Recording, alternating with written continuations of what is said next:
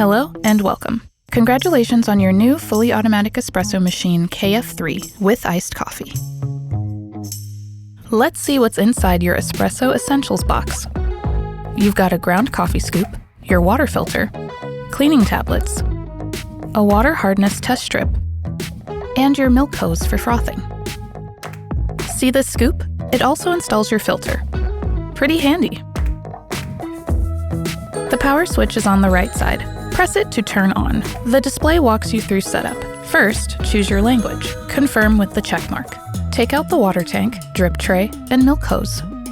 Rinse them under warm water and dry completely. Slide everything back into place.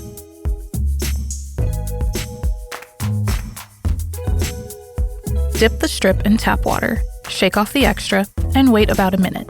Count the red squares and match your result to the droplets on screen. Once confirmed, your machine will adjust brew settings for your water. Next, your touchscreen will guide you through setting up your water filter. The scoop's notched end is your filter tool.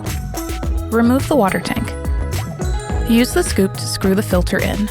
Twist until it's snug. Let's fill up the water tank. Fill it all the way to the max line with fresh, cold tap water. Slide it back until it slots into place.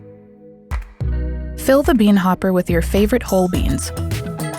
Prefer pre-ground coffee like decaf? Use the chute next to the hopper instead. Close the lid. The machine is now ready for its first full rinse. Before your first real cup, you need to purge the system. Run 4 espresso shots to flush everything through. Toss these, they're just for flushing the system. Setup complete. Your KitchenAid espresso machine is ready for coffee.